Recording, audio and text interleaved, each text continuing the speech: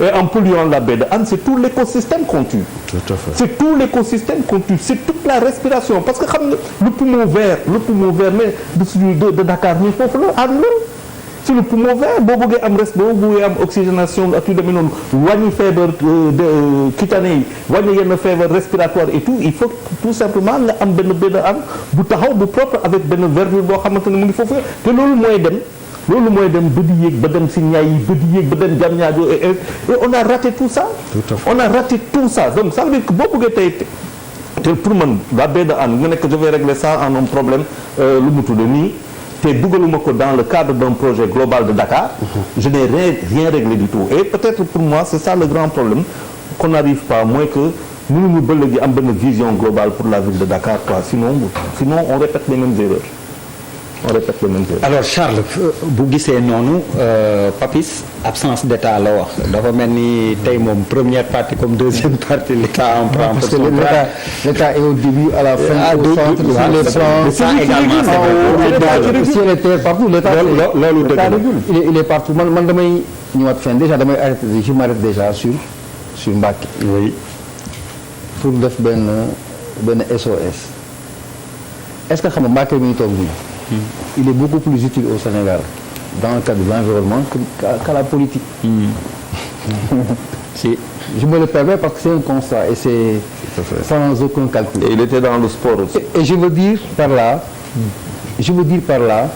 que dañoo toll ci benn contexte boo xamante ne environnement waruñu ko théoriser. C'est pas de la théorie, c'est une réalité. Oui, dañ ko war a dund.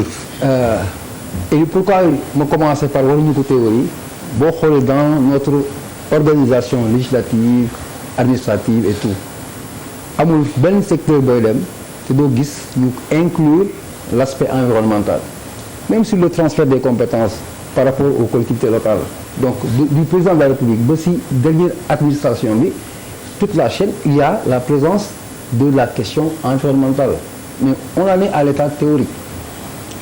Depuis un certain temps boo xoolee avant yoo xamoo sa ministre de l'environnement tu connais même pas son ministre de l'environnement ak environnement lu mu amee importance aujourd'hui avant c'était les ministères de souveraineté affaires étrangères intérieures forces armées ñu doon xam ñu ñooy les ministères de souveraineté mais xool dans les pays développés aujourd'hui les ministres de l'environnement mais ils sont hyper puissants, importants, très suivis, très médiatisés, parce que toutes les questions retournent à l'environnement. Foofu lañu toll aujourd'hui.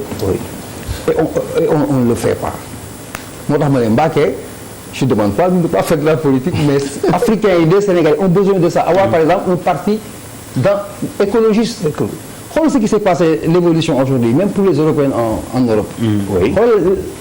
Mais ils se sont fait représenter au Parlement européen au mépris de l'État de Macron et de tout ce qu'il a fait. Ils se sont imposés parce que les gens comprennent, ont la perception de l'importance de l'environnement. Foofu lay accès suma affaire pour dire à Mbacké créer un parti au moins écologique. Les gens vont vous écouter parce que c'est ça le futur. Et c'est ça ndagam ñoom allez il y a une économie, il y a l'économie verte derrière. Alors Daouda Mine dépollution baie de Hann man li may wax mooy dépollution baie de Hann je pense que bañ koy wax yàgg na ça fait des années et chaque fois on dit la même chose damay revenir rek encore une fois sur la responsabilité de l'État parce que dama ne dimbal na ci fekk loxol borom parce que tey y a des choses des décisions qu'on peut prendre de manière concrète. Qu'est-ce qu'il faut faire? On dit que 80% de l'activité industrielle mu ngi ci baie de Hann et que ce sont des sociétés yu nga xam ne ñoom ñooy déverser seen produits toxiques ci ndox bi. Prends une décision. C'est des sociétés yu nga xamante ne dañuy am ay revenus dañuy jaay dañuy jël seen i profit. Tu dis à ces sociétés là tey jii booy tabax sa kër boo amee gravaat da ngay jël camion mu jël ko mu dem tuuri ko. Tey jii sa kër boo koy tabax gravaat da nga koy boole ci sa loolu lañu. Voilà donc société bu nga xamante ne moom mu ngi produire di jaay wala muy def leneen ay déchets na ko jël moom ci boppam moom te mu déverser ko feneen et non pas mu koy déverser ci kii bi. C'est une décision à prendre. L'État du Sénégal peut prendre cette décision là et à partir de ce moment là on arrête la saignée. maintenant qu'est-ce qu'il faut faire après il y a des investisseurs yu nga xamante ne mën na ñëw indi seen i xaalis ñu mun a ñëw dépolluer li nga xamante ne pollué na déjà mais bu fekkee da nga dépolluer ba pare alors que ñële ñu ngi continuer di déverser wu tu vas mettre des milliards et des milliards le problème va rester intact parce que loo defar bu kenn bu la nañu wax na la ko Youssou Ndour waaye sax fukki nit di gas fukki nit di suul. voilà donc problème bi je te jure on est incohérent. je me dis non c'est de l'incohérence. On est incohérent. C'est de l'incohérence. Je me dis carrément, à part de maintenant, on prend une décision. On veut dépolluer la baie de Hann, d'accord. Mais à part de maintenant, il n'y a plus de déchets qu'on déverse là-bas. Je prends une décision concrète. Société yi bu fa kenn déverser maintenant li nga xamante ne pollué nañu pare on trouve les moyens de dépolluer loolu ba pare après on revient. Daouda y a même mieux sur ça. dafa am benn ligne budgétaire de 5 milliards. pour permettre aux sociétés de se mettre aux normes. Oui. De faire du pré-traitement avant ñuy déverser. Mais pour ñu ñëw jël xaalis boobu pour se mettre aux normes. jafe-jafe la.